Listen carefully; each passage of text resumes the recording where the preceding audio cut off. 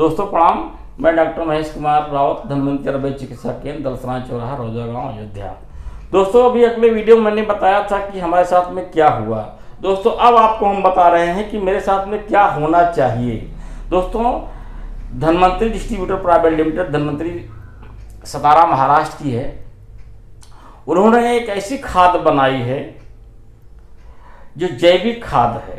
और जैविक खाद ऐसी दोस्तों है जो मार्केट में जैविक खाद है तो लोग कहते हैं मेरी भी जैविक खाद है, मेरी भी जैविक खाद है। लेकिन दोस्तों कोई पी के नहीं दिखाता है कि मेरी जैविक खाद है। सभी लोग केवल जबान से कहते हैं, लेकिन मेरी खाद वास्तव में जैविक है। इसको हम लोग पी के दिखाते हैं और इससे फसल भी बहुत बढ़िया होती है, इसकी पैदावार भी बहुत बढ़िया होती है, इतनी अच्छी फसल होती है। दोस्तों क्या होते हैं, और हमारे यहाँ काफ़ी देश ऐसे जो हो गए हैं जो ऑर्गेनिक खेती कर रहे हैं। जैसे सिक्किम है, सिक्किम तो पूरा राज्य ही ऑर्गेनिक खेती कर रहा है जैविक खाद से। और हमारे यहाँ उत्तराखंड धीरे धीरे जैविक खाद की तरफ बढ़ रहा है। तो जैविक खाद को बढ़ावा देने के लिए लोग, हम भी दोस्त आगे पीछे लगे हुए हैं कि हम भी जैविक खाद को बढ़ाएं, डाई, यूरिया, पोटास को, केमिकल फर्टिलाइजर को बंद करें। हमारे यहाँ जो बीमारी हो रही है, आज बच्चे कब जवान हो रहे हैं, कब बूढ़े हो रहे हैं, यहाँ तक कि पैदाइशी शुगर वाले मरीज पैदा हो रहे हैं, इसको बंद करना चाहिए। इसके लिए दोस्तों धन्वंतरि का RPS 76 इस्तेमाल कीजिए। दोस्तों पैदावार देखिए, अभी दोस्तों वीडियो में दिखाएंगे। पहले वीडियो मैंने दिखाया था सर आप लोगों को कैसे डाई, यूरिया, पोटास बनी है, लेकिन अब आपको दिखाएं कैसे डाई, यूरिया से छुटकारा हम पा सकते हैं।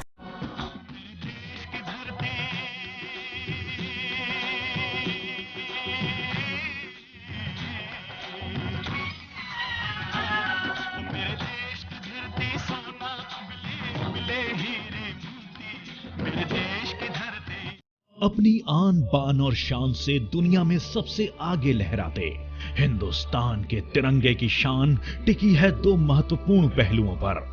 अपनी जान की बाजी लगाकर देश की सुरक्षा कर रहे जवान, और ठीक उसी तरह अपनी जिंदगी दांव पर लगाकर दिन रात मेहनत कर खेती कर रहे किसान। धन्वंतरि इन्हें सैल्यूट करती है। जहां दुनिया की सभी भौगोलिक परिस्थितियां मौजूद हैं, गेहूं, चावल, गन्ने से लेकर चाय, कॉफी, सेब, स्ट्रॉबेरी तक हर किस्म की फसल उम्दा तरीके से ले रहा हिंदुस्तान दुनिया का एकमात्र राष्ट्र है। यही कारण है कि कभी हिंदुस्तान को सोने की चिड़िया भी कहा जाता था। किंतु आज 21वीं सदी में परिस्थिति बदल चुकी है। हीरे मोती सोना उगलने वाली हिंदुस्तान की धरती बंजर बन चुकी है। पूरे देश को जिन पर नाज है, हिंदुस्तान के वही किसान आज कर्ज में डूबे नजर आ रहे हैं। उनके लिए अपना घर परिवार चलाना मुश्किल हो रहा है। किसानों के बिगड़े हालात खुदकुशी करने तक पर मजबूर कर रहे हैं। क्या कारण है? अकाल, सूखा या अतिवृष्टि? इन नैसर्गिक आपदाओं पर तो हमारा कोई जोर चल ही नहीं सकता। अपनी मेहनत और अनुभव के साथ पीढ़ी दर पीढ़ी खेती कर रहे किसानों के लिए प्रकृति का प्रकोप, सूखा या बाढ़ कोई नई बात नहीं। फिर आज ये खुदकुशी के हालात क्यों? गहराई से सोचा जाए तो हिंदुस्तान के किसानों की मजबूरी के अन्य कई कारण नजर आते हैं, जिसमें सबसे प्रमुख और महत्वपूर्ण कारण है हिंदुस्तान के किसानों में शिक्षा की कमी। किसानों की इस मजबूरी का फायदा बाजार में मौजूद कंपनियों ने उठाया।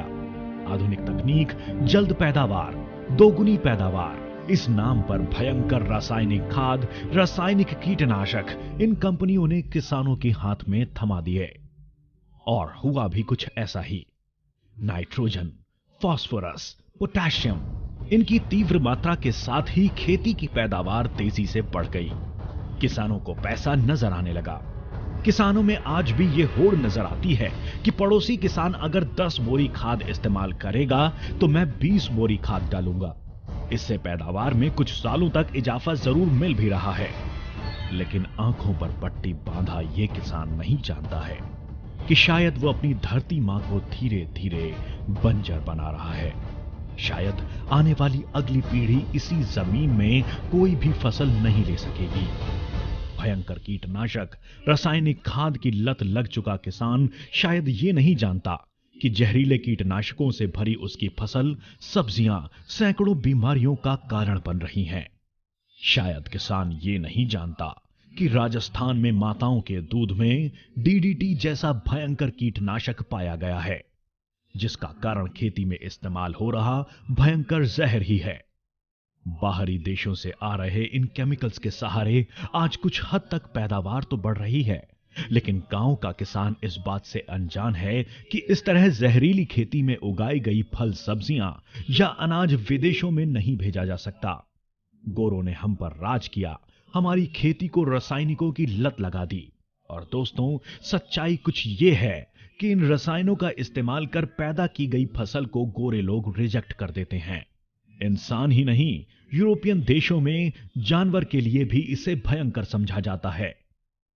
अच्छी सेहत का ख्याल करते हुए विदेशों में इस्तेमाल होती है केवल नैसर्गिक पैदावार। जी हां, सिर्फ ऑर्गेनिक फार्मिंग प्रोडक्ट्स। आज सभी प्रगत राष्ट्रों में ऑर्गेनिक खेती का प्रचार हो रहा है, तो फिर हम क्यों पीछे हैं? दोस्तों, शहर हो या फिर गांव, सोच बदलना बेहद जरूरी होता है, और शायद तभी अपनी बाकी जिंदगी और अपनी नई पीढ़ी को कुछ देने में हम सफल हो पाएंगे। शहरों में से इन जहरीले फल सब्जियों की खरीद पर रोक लगेगी तो अपने आप ही ऑर्गेनिक प्रोडक्ट्स का उत्पादन शुरू हो जाएगा। इस सोच की गहराई तक पहुंचने की कोशिश की है धनवंतरी ने। धनवंतरी के दोनों डायरेक्टर्स तथा खुद सीएमडी सर किसान परिवार में ही पले बढ़े हैं। खेती और किसानों की परेशानियों की इन्हें पूरी समझ है, और इसीलिए धनवंतरी ने ऑर्गेनिक फार्मिंग पर गहरा संशोधन किया है और एक नहीं, दो बेहतरीन ऑर्गेनिक प्रोडक्ट्स का आविष्कार किया है, RPS 76 तथा कैटल रिच। इसके प्रमुख घटक हैं ह्यूमिक तथा फल्विक एसिड। हजारों वर्ष पूर्व जमीन की उलटपलट के साथ कनाडा, कैलिफोर्निया और अमेरिका के कई इलाकों में घने जंगल धरती में समा गए। हजारों सालों तक इस पर जमीन की परत चढ़ती गई। धरती के नीचे गहराई में इन जंगलों का मलबा ह्यूमस में बदल गया। 100% नैसर्गिक ह्यूमस की इन खादों को लियोनार्डाइट कहा जाता है। 20 फीट से अधिक गहराई से लिया गया यही शुद्ध लियोनार्डाइट RPS 76 है। आमतौर पर खेती में इस्तेमाल की जा रही गोबर की खाद एक ह्यूमस ही है, किंतु 6 महीने या 1 साल में गोबर से बना ह्यूमस तथा हजारों वर्षों से जमीन में दबा लियोनार्डाइट बेस्ड ह्यूमस, इसमें बड़ा अंतर है। लियोनार्डाइट खेती में कई गुना ज्यादा असरदार है।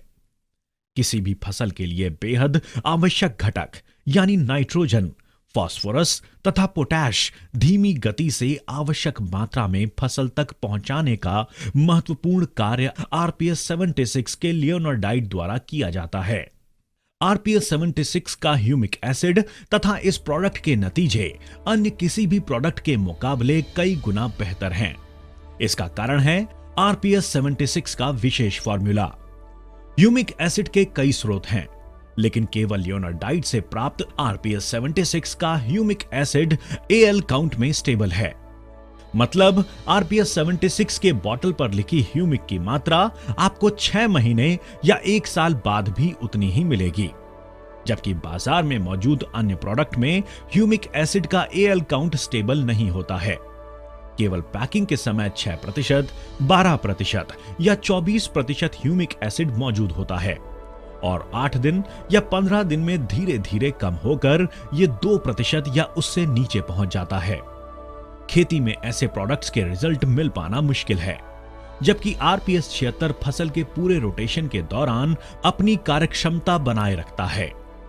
जमीन तथा फसल के लिए आवश्यक 76 महत्वपूर्ण एलिमेंट्स RPS 76 द्वारा उपलब्ध किए जाते हैं, जिसमें पौधों के लिए आवश्यक सभी माइक्रोन्यूट्रिएंट्स, विटामिन्स, एंजाइम्स शामिल हैं।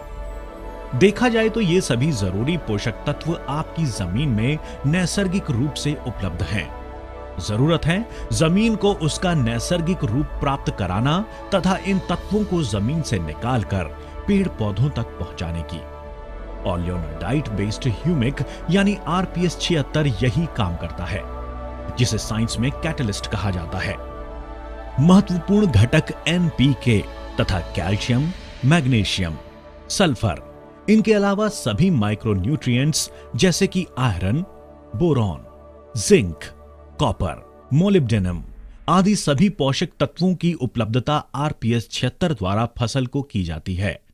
आरपीएस 76 के प्रयोग से डालियों की मूली की संख्या बढ़ती है, मूलियां गहराई तक पहुंचती हैं, फसल तक ज्यादा से ज्यादा पोषक तत्व पहुंचाने में मदद मिलती है, पैदावार बढ़ती है। इन सबके अलावा आरपीएस 76 के बैक्टीरियल कल्चर में कुछ ऐसे नेचुरल इंग्रेडिएंट शामिल किए गए हैं जिससे पौधों की रोग प्रतिकार क्षमता नैसर्गिक रूप से बढ़ जाती है। नतीजतन भयंकर पेस्टिसाइड्स के इस्तेमाल पर, इनके दुष्परिणामों पर, पेस्टिसाइड्स के खर्च पर नियंत्रण मिलता है। केवल 5 मिली आरपीएस 76 के साथ 1 किलोग्राम बीज प्रक्रिया करने पर किसी वैक्सीन यानी टीके की तरह काम करता है। जर्मिनेशन तो बढ़ता ही है, साथ ही इन बीजों से पैदा हुए पौधों की इम्यूनिटी मजबूत बनती है। फसल चाहे कोई भी हो, 1 एकड़ के लिए बस 1 लीटर आरपीएस 76 काफी है। स्प्रेइंग यानी छिड़काव में प्रति लीटर 2 मिली आरपीएस 76 यानी 15 लीटर के पंप में 30 मिली आरपीएस 76 इस्तेमाल करना चाहिए। कृपया किसी केमिकल फर्टिलाइजर या पेस्टिसाइड के साथ मिलाकर आरपीएस 76 का छिड़काव न करें। केमिकल इस्तेमाल के बाद करीबन 4 दिन का अंतर जरूरी है। अगर ग्रीन हाउस की बात की जाए तो फसल की मूली पर गांठ यानी नेमाटोइड्स का अटैक एक आम परेशानी है, जिसके कारण मूली द्वारा पोषक तत्वों का एब्जॉर्प्शन करने में रुकावट आ जाती है। पौधों की ग्रोथ रुक जाती है, फ्लावरिंग झड़ने लगती है, किसानों की नजरों में आ रही फसल अचानक से कम हो जाती है। यह किसी कैंसर से कम नहीं। दुनिया के बड़े बड़े कृषि वैज्ञानिक दवाइयां निमाटोइड्स के आगे घुटने टेक चुके हैं। यहां धन्वंतरी का आरपीएस 76 अपना मिरेकल दिखाता है। जी हां, आरपीएस 76 में मौजूद करीब 36 इंग्रेडिएंट्स नीमाटोइड्स के खिलाफ असरदार हैं। नीमाटोइड्स पर रोक लगती है और सबसे महत्वपूर्ण यानी आरपीएस 76 इन पौधों में मूलियों की संख्या बढ़ाता है, जिससे पोषण मूल्यों का एब्जॉर्प्शन नॉर्मल हो जाता है, बढ़ता है। आरपीएस 76 के इस्तेमाल से पौधों में आयन एक्सचेंज कैपेसिटी उम्दा तरीके से बढ़ जाती है, जिससे फ्लावरिंग बढ़ती है। अल्टीमेटली प्रोडक्शन यानी उत्पादन 20 से 25% बढ़ जाता है। आरपीएस 76 के इस्तेमाल से इस बढ़े हुए उत्पादन में और एक बात महत्वपूर्ण है। आपका उत्पादन अब केमिकल रहित यानी कि पूरी तरह ऑर्गेनिक है, जिसका बाजार मूल्य अधिक है। आपका उत्पादन अब एक्सपोर्ट के भी काबिल है। और क्या फायदे हैं आरपीएस 76 के? एक अच्छी फसल के लिए उपजाऊ जमीन बेहद जरूरी है। कई वर्षों से भयंकर रसायनों के इस्तेमाल से बंजर बन चुकी जमीन को रेजुवेनेट यानी फिर से उसका मूल स्वरूप प्राप्त कराने का महत्वपूर्ण कार्य आरपीएस 76 द्वारा किया जाता है। जमीन नर्म बनती है। आरपीएस 76 के इस्तेमाल से जमीन का पीएच तथा वाटर होल्डिंग कैपेसिटी में इजाफा नजर आता है। जमीन, फसल तथा किसान इन सभी के लिए आरपीएस 76 पूर्ण रूप से सुरक्षित है। बाजार में उतारने से पहले भारत के विभिन्न राज्यों में विभिन्न भौगोलिक परिस्थितियों पर सैकड़ों अलग अलग किस्मों की फसलों पर आरपीएस 76 की सफल जांच की जा चुकी है। संपूर्ण भारतवर्ष में लाखों किसान आरपीएस 76 के कायल बन चुके हैं। उम्दा फसल तथा जमीन में एक नई चेतना जगाने के लिए आरपीएस 76 बस एक मिरेकल है। हिंदुस्तान के किसान भाइयों के लिए धन्वंतरी द्वारा प्रस्तुत एक करिश्मा, वन मैन आर्मी, आरपीएस 76।